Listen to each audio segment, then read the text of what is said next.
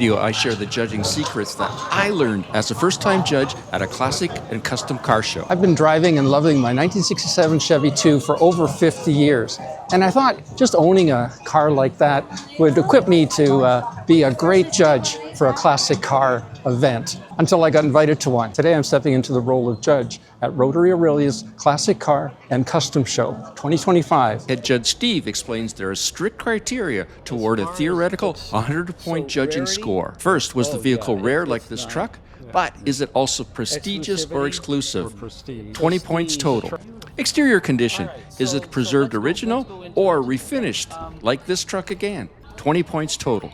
Same with the interior, 20 points total. And when it comes to mechanical condition, can you actually see the engine? And how does it look under the hood? This is where this truck lost some points because the hood was closed during the show. 15 points maximum total.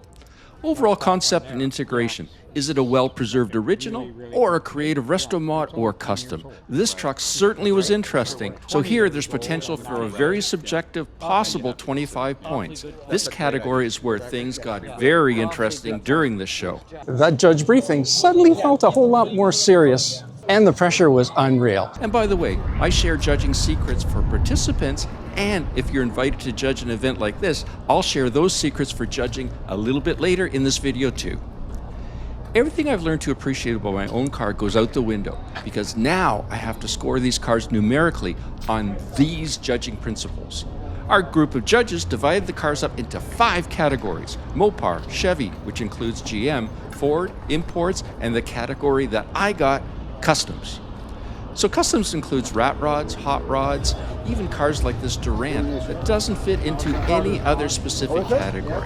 With customs, probably more than with any other category, that creativity and execution of the exterior, interior, and the engine are critical, but also the attention to detail is massively important. The hardest part is making those deductions. In my world, every imperfection tells a story. How that little door got dinged, the slight faded dash because it sat outside numerous summers, the replacement mirror that's close but not quite right because that was the best I could find. But in judging, these characteristics become point deductions. It's a completely different mindset. That engine choice, the way the headers integrate with the exhaust, the use of modern versus vintage speed equipment, it all leads to that all-important category of concept and integration. Now, since we only have 2 minutes to spend on each car, questions to the owners must be very specific.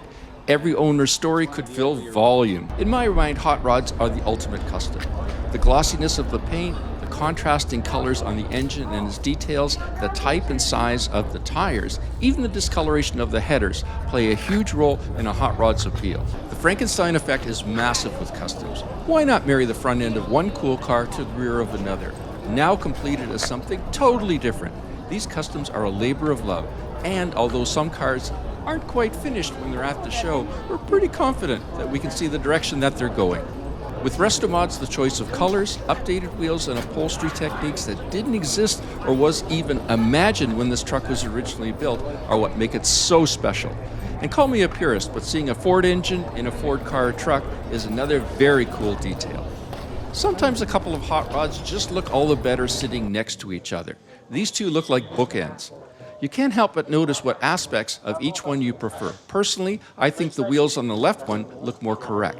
But the hood louvers, although likely not needed with the new powertrain, just look right on a car like this. You see a color combination like this magnificent blue with the yellow and red flames. This truly is art at its finest. Another resto mod Chev beside a resto mod truck. These two differ massively between the amount of chrome the truck has compared to the blacked out trim of the Chevy 2. They both had great paint, but the chrome made the truck pop more. And that wood in the pickup bed, well, that certainly didn't hurt. This Chevette is a full-blown, literally 8-second drag car that is street legal, and they even drove it partway to the show. How cool is that? This one definitely required more information, so it was super helpful to have someone buy the car to explain what this race car is all about. This hot rod really stood out as a beauty, and I was shocked to hear that this beautiful bodywork looks so fantastic is actually on a fiberglass car. Actually, it's complimentary that I ask, because for a fiberglass body to look this good. Thank you. Right? Thank you. The guy I got it from out in Quebec he started just wanting to put it together just to see if he, well, okay, that fender doesn't fit, Yeah. so we'll cut that. No, oh, we'll just cut that. Yeah. So by the time I got it, it was just, oh my God, Yeah. pieces. So I became a really good fiberglass writer. That it had a 327, not a 350 cubic inch engine.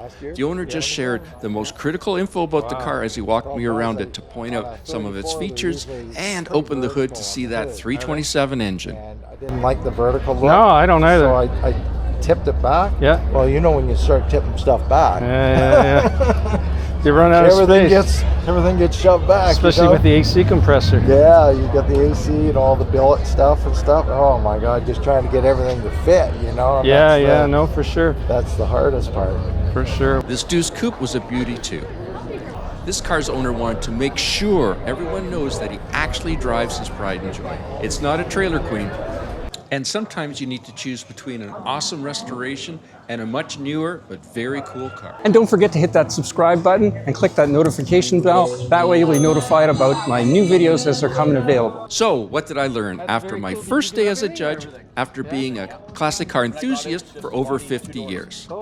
First, there's a huge difference between appreciating cars and evaluating them. My decades with my Chevy 2 gave me the eye to spot quality work, but I had to learn to separate emotional connection from technical assessment. Second, every car has a story, but fairness means judging the craftsmanship, not the narrative. The winning cars in my custom category won not because they were owned or built over several generations, but because of their creative design and flawless execution. Third, the classic car community is even more supportive than I knew. Every owner I talked to was gracious, whether they were in contention to win or just there for fun.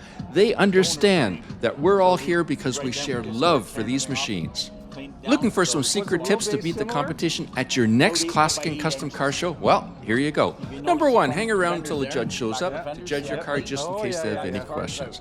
2, open the hood, especially if you leave the car. How can the judge know what the engine looks like with the hood closed? 3, don't hold the judge up. They have typically only 2 minutes for each car, so answer any questions they have and show them your car's best feature, but don't tell them the car's story. Unfortunately, that isn't what the cars are judged on. As someone that's poured my heart and a lot of hard work and a few dollars over the last 5 decades into my 1967 Chevy 2, I can certainly appreciate all the work and the commitment and the love these folks have for their cars. But some tips if you find yourself judging at an event like this. Number 1, judge what looks to be a very strong contender for winning as your first car to set the bar in each category. Number 2, don't give any car a perfect score in any category.